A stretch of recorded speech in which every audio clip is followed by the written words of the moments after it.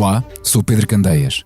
Sejam bem-vindos a mais um episódio do podcast Miguel Sousa Tavares de Viva Voz, que esta semana é particularmente monotemático. Já vão perceber porquê.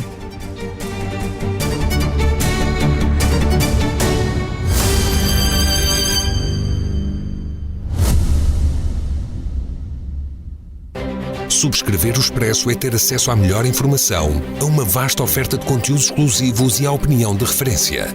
Subscrever o Expresso é tornar-se membro do nosso clube, poder ser voz ativa de uma comunidade informada e beneficiar de vantagens exclusivas. Subscreva o Expresso em expresso.pt/digital. Expresso. Liberdade para pensar.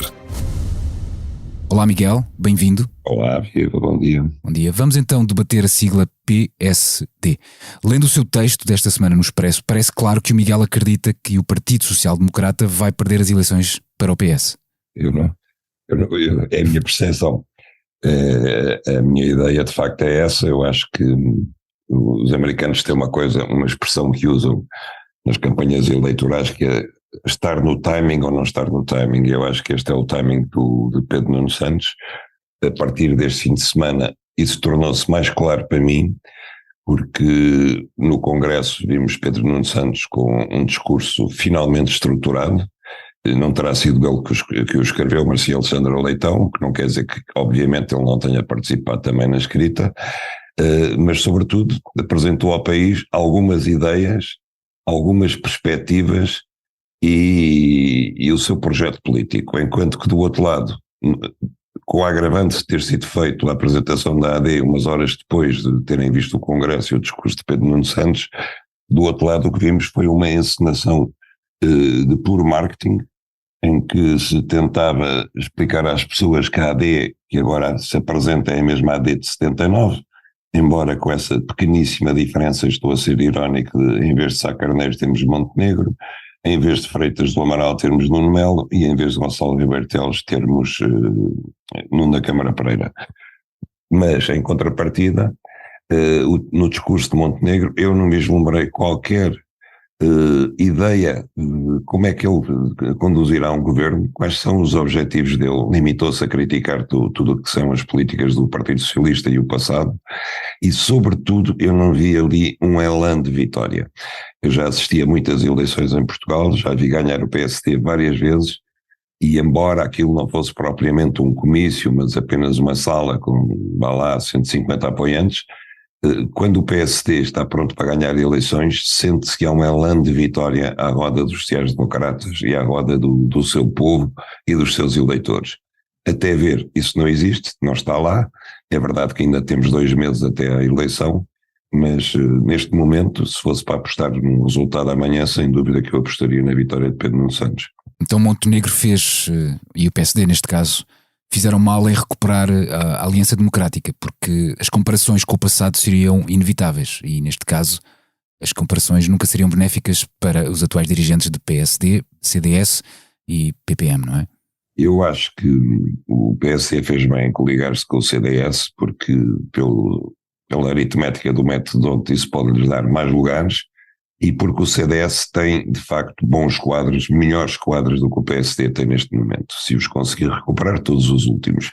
Agora, estender a aliança ao PPM só para lhe chamar Aliança Democrática, para lhe chamar AD, eu acho que foi um erro, não faz nenhum sentido. O PPM e Nuno da Câmara Pereira não acrescentam rigorosamente nada e, mais do que isso, passa a imagem de que o PSD quer viver de memórias do passado, das memórias felizes do passado.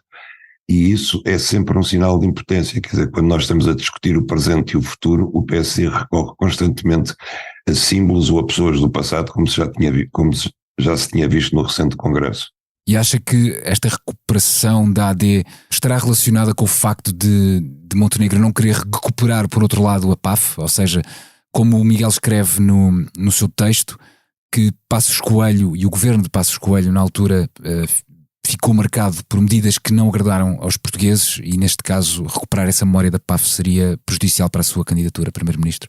Eu creio que não, porque o contexto é diferente, quer dizer, eu acho que de facto, ao contrário do que o PSD imagina, a governação de Passos Coelho e de Paulo Portas não deixou memórias felizes nos portugueses, nem podia ter deixado, foram anos duríssimos, violentíssimos, mas as pessoas também são capazes de compreender que o contexto agora é diferente.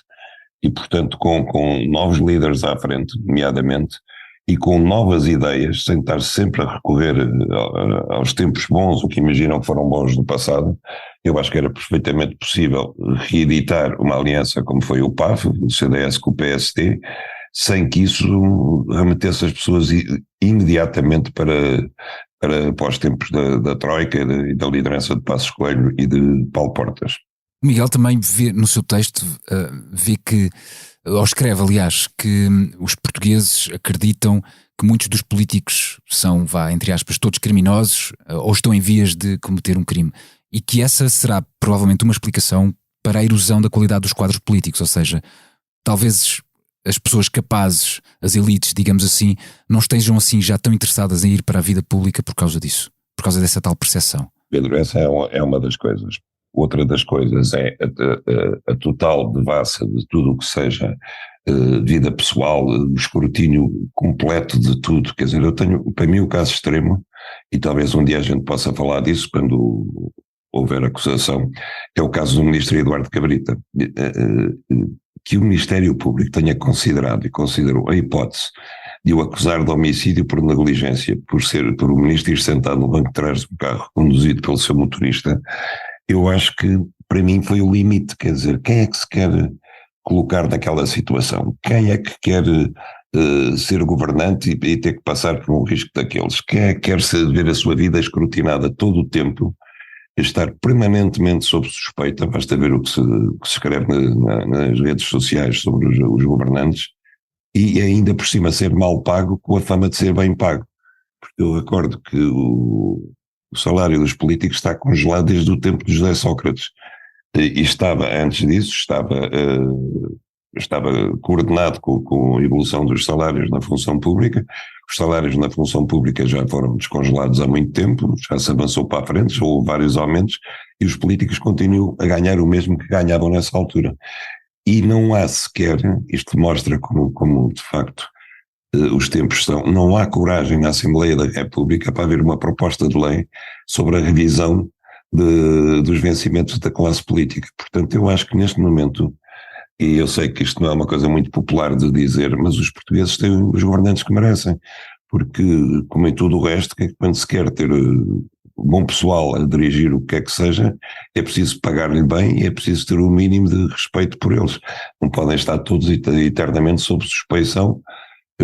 Por exemplo, agora temos o governo de António Costa sob suspeição na elaboração de um decreto-lei. O decreto-lei é suspeito de ter consumado um crime de prevaricação.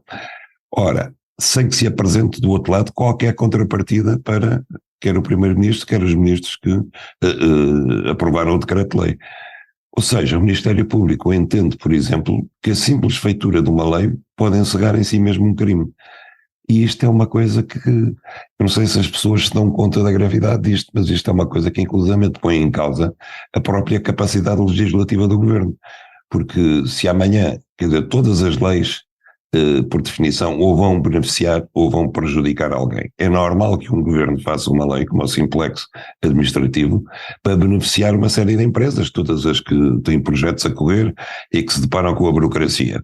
Mas se o Ministério Público entende que uma lei genérica que pode beneficiar todas as empresas se destinou especificamente a beneficiar uma, então de facto é muito difícil legislar sem poder cair em suspeições criminais. Então como é que se resolve este dilema? Ou seja, porque estar, digamos, a aumentar o salário dos políticos também não poderia levantar do lado dos portugueses a ideia de que só vão para a política para ganhar dinheiro, porque o discurso público já está um bocadinho assim, não é? Já está um bocado contaminado com todas essas ideias, com a justicialização. Pedro, os políticos não eram bem pagos antes de verem os seus vencimentos congelados, e eles estão congelados há 12 anos. Portanto, quer dizer, é preciso explicar às pessoas que aqueles senhores que sentam na Assembleia da República, ou que sentam no Conselho de Ministros, ou que estão em quaisquer cargos de nomeação ou de eleição política, têm os seus vencimentos congelados há 12 anos. E a consequência disso é que a política não é a única causa, mas é uma das causas pelas quais a política não consegue atrair os melhores. E nós vamos para pior, porque É como diz o outro, quem paga amendoins apanha com macacos, salvo seja, não é? E, portanto, não é possível exigir uma classe política impoluta, competente, séria, determinada, empenhada no bem comum, quando só se consegue atrair os piores para ela. Portanto, é impossível estar a comparar Gonçalo da Câmara Pereira com Gonçalo Ribeiro Teles, por exemplo. Bom, ainda é muito cedo para eu morrer, mas pelo amor de Deus, eu chamo-lhe no meu artigo um artista de variedades. E Gonçalo Ribeiro Teles foi um grande homem deste país. Gonçalo Ribeiro Teles foi o homem que lançou as bases da Reserva Agrícola Nacional, da Reserva Ecológica Nacional, foi o homem que se preocupou com o ambiente. O Sá Carneiro não foi buscar Gonçalo Ribeiro Teles para a AD por ele ser monárquico, não tinha nada a ver com isso. Foi buscá-lo por ele ser uma autoridade na matéria ambiental e por ser alguém que desde há muito tempo, durante o Estado Novo, tinha um pensamento político coerente contra a ditadura e a favor da democracia. Enquanto que Gonçalo da Câmara Pereira foram buscá-lo apenas por ser o presidente do PPM, mais nada. Estratégia de Montenegro estar errada, ou seja, onde é que Montenegro poderia apontar para tentar tirar o foco de uma certa competência que o Miguel Sousa Tavares vê em Pedro Nuno Santos? Porque o Miguel Sousa Tavares no texto diz que Montenegro se limita a criticar e não a apresentar ideias. E é verdade, nós vimos este fim de semana no Porto que ele fez uma crítica do estado do Serviço Nacional de Saúde, da falta de casas, das escolas que não têm professores, quer dizer, tudo isso é evidente, tudo isso está à vista, todos nós. Agora, eu e você podemos dizer isso. Nós não temos que encontrar uma solução, nós não somos candidatos a governar Portugal. Mas quem é candidato a governar Portugal não se pode limitar a dizer o Serviço Nacional de Saúde está um caos, os hospitais estão cheios, faltam médicos, as ambulâncias estão acumuladas à porta. É preciso dizer também que outra solução tem ele para evitar esse problema. Porque constatar os problemas qualquer um faz. Agora, apresentar uma solução séria, pensada, construtiva, é completamente diferente. E o PSD teve 8 anos para pensar nos problemas, para pensar em soluções alternativas, e não é agora à beira das eleições que vai inventar qualquer coisa, não é? Do pé para a mão. Eu acho que o PSD chega notavelmente impreparado a estas eleições, para além de uma falta de capacidade de liderança do Luís Montenegro, que eu, aliás, devo dizer que me surpreendeu, porque eu entendo que ele foi um bom líder parlamentar do PSD, depois saiu, atravessou o deserto durante 2 ou 3 anos, mas voltou sem ideias, sem garra e sem a mesma juventude de espírito que ele tinha na Assembleia da República. E como é que acha que ele pode resolver isto? Acha que ainda vai a tempo de conseguir reverter, digamos, a percepção que as pessoas têm, e neste caso alguns opinadores sobre o PSD? Como se costuma dizer, é raro haver uma segunda oportunidade para fazer uma boa primeira impressão, não é? E, portanto, é difícil. Agora, eu acho que ele primeiro tem que começar a apresentar mais gente ao lado dele, gente com valor, gente em que possa dizer ao país, estes são os meus homens, esta é a minha gente, se eu chegar a primeiro-ministro. E, por outro lado, tem que se concentrar, não é em tudo, mas em alguns dossiês. Eu, aliás, no meu texto, já falámos disso, eu dou o exemplo do setor do ambiente. O PSD foi sempre liderante em Portugal em matéria de políticas do ambiente. Não foi apenas Ribeiro Teles, foi Macário Correia, foi Carlos Pimenta, foi Nunes Liberato, Jorge Moreira da Silva. O PSD sempre teve gente qualificada e fez isso muito melhor do que os socialistas alguma vez fizeram. Eu considero até que talvez tenha sido, juntamente com o PPM de Ribeiro Teles, o primeiro partido ecologista em Portugal. E tudo isso foi abandonado, e foi abandonado numa altura em que nós estamos a assistir, por exemplo, a uma falta de água dramática na Zona Sul, sobretudo no Algarve. Esse é o problema número 1 ambiental de Portugal. E faz-me impressão que o PSD não esteja a liderar estas questões, não só porque elas são importantes, mas porque elas são mobilizantes, por exemplo, num eleitorado jovem ou num eleitorado mais esclarecido e mais preocupado com estas questões. Isto é apenas um setor onde o PSD podia apostar. Outros, por exemplo, é uma reforma da justiça. Rui Rio tentou fazê-lo, foi boicotado por todos os lados, foi mesmo incompreendido dentro do seu partido, mas eu acho que o PSD podia fazer agora porque está numa ótima situação, porque o PSD não tem, enfim, aos casos à roda da casa de Luís Montenegro, eu não considero que sejam propriamente casos de indícios criminais, mas quando muito irregularidades administrativas, mas o PSD, ao contrário do PS, não está neste momento com casos implicados na justiça. Portanto, se propusesse as reformas que são urgentes na justiça, que são inadiáveis, ninguém podia dizer, bom, o PSD está a ver se livra de sarilhos contornando as leis, ou modificando as leis. Não é o caso.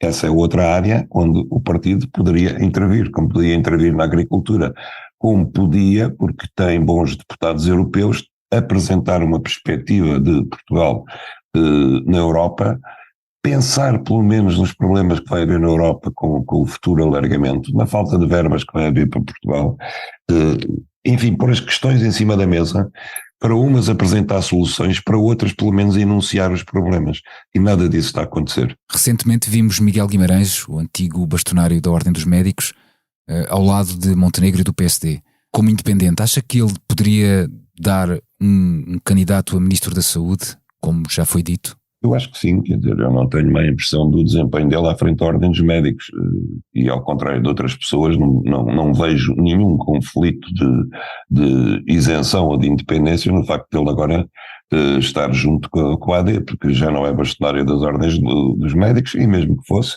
não creio que fosse exigível que mantivesse fora da política obrigatoriamente. Agora, Miguel Magalhães veio dizer que era preciso um pacto para a saúde entre o PS e o PSD.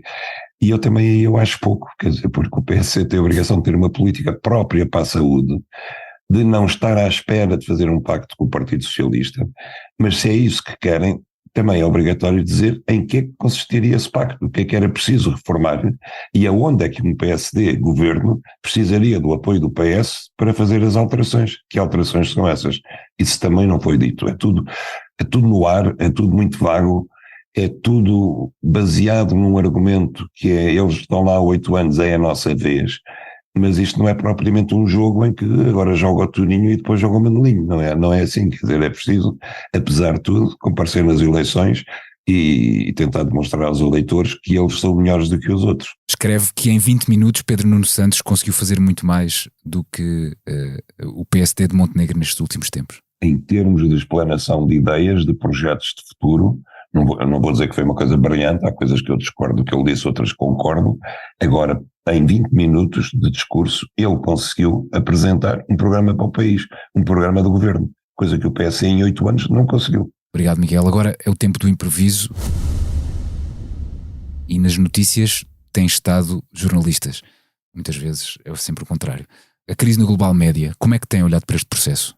Por um lado, com grande tristeza, por outro lado, quase não direi conformismo, porque nós não nos podemos conformar, mas constatando que isto vai sendo o desfecho natural daquilo que é a evolução sempre a pior da imprensa livre, da imprensa de referência e, sobretudo, da imprensa escrita, que dificilmente consegue sobreviver, e nós vemos isso lá fora. Nós temos jornais como o Guardian a pedir dinheiro aos seus leitores, e não é o único, são vários.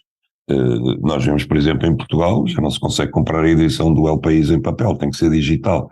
São tudo jornais de referência que aos poucos vão recuando, vão desaparecendo, e isso tem que ver com um movimento muito grande, um movimento social muito grande, tem que ver, obviamente, com o aparecimento de novas tecnologias que tornam a informação muito mais rápida, muito mais instantânea, muito mais fácil de digerir, do que o trabalho de comprar um jornal, sentar-se, ter tempo para ler e lê-lo atentamente, mas por outro lado tem também que ver com uma espécie de desaculturação de massas que atravessa os nossos tempos, que não só em Portugal, mas também lá fora, porque, Pedro, eu viajo pela Europa e uma coisa que se via de antes, que era pessoas sentadas nos cafés a ler jornais, já não se vê praticamente em lado nenhum.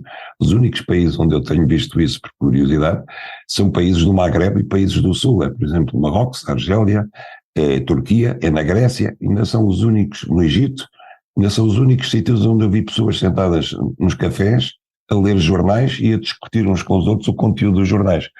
Portanto, essa cultura dos jornais está-se a perder, para mim é uma coisa trágica. Nós perdemos vários títulos ultimamente, já há uns anos, perdemos em Lisboa, o Diário de Lisboa, a Capital, por exemplo, o Diário Popular.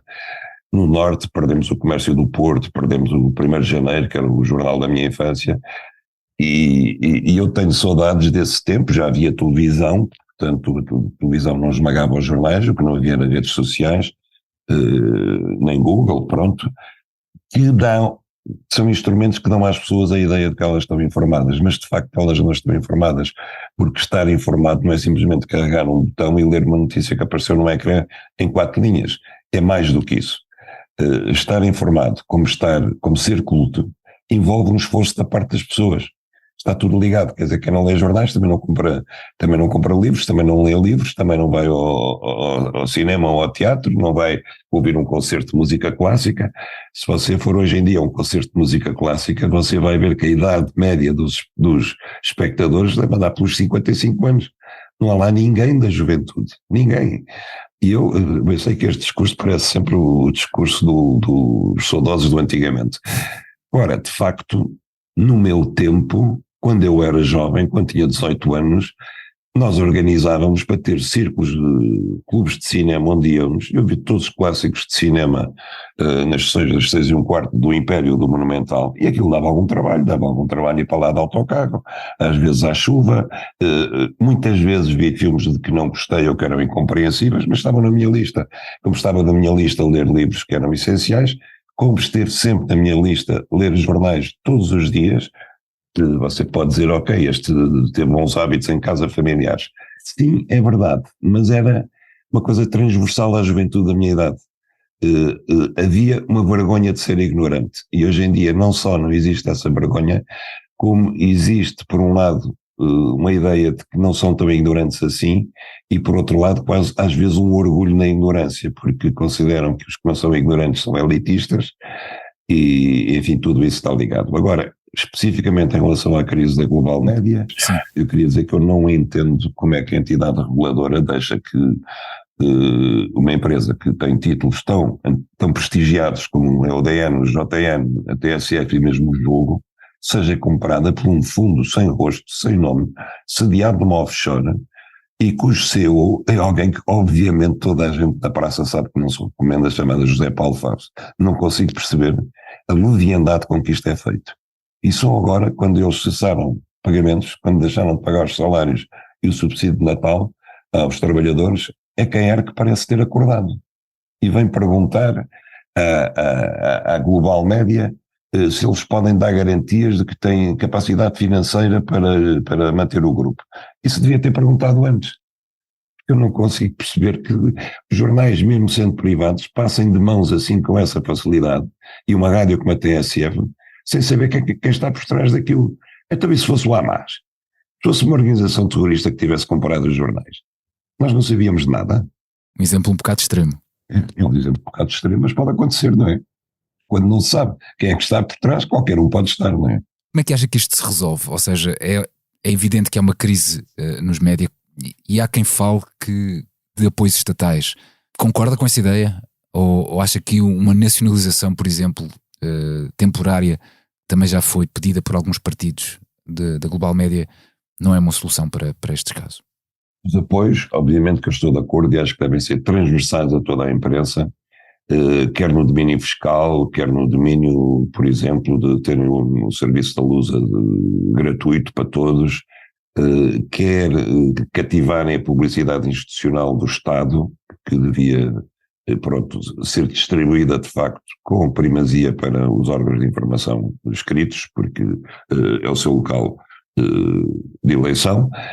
Agora, a nacionalização, eu tenho muitas dúvidas e tenho sobretudo muitas más memórias do tempo em que, por exemplo, o Diário de Notícias era estatal.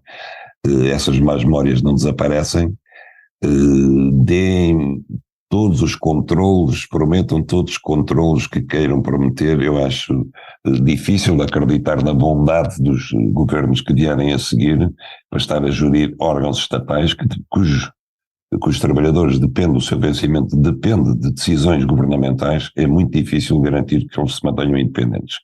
Ontem o Presidente da Câmara do Porto apareceu com uma ideia que me pareceu pelo menos interessante de trabalhar, que é permitir que as autarquias entrem também no capital dessas empresas. Repare, o JN, por exemplo, é o jornal nacional que tem mais penetração no interior do país. O JN é mesmo quase um espelho do país. É perfeitamente lógico e viável, e se calhar recomendável, que as autarquias onde o JN tem correspondentes que o JN cobra normalmente possam entrar no capital do jornal e assim tentar salvá-lo. Agora, que seja o Estado globalmente a dizer vamos ali nacionalizar estes títulos, mas é só por 3 meses. E depois dos 3 meses, qual é a solução? Fica para outra conversa então. Chega então ao fim, aliás, este podcast de Miguel Sousa Tavares de Viva Voz. Para a semana regressa a Paulo Santos. Eu sou Pedro Candeias. Até lá.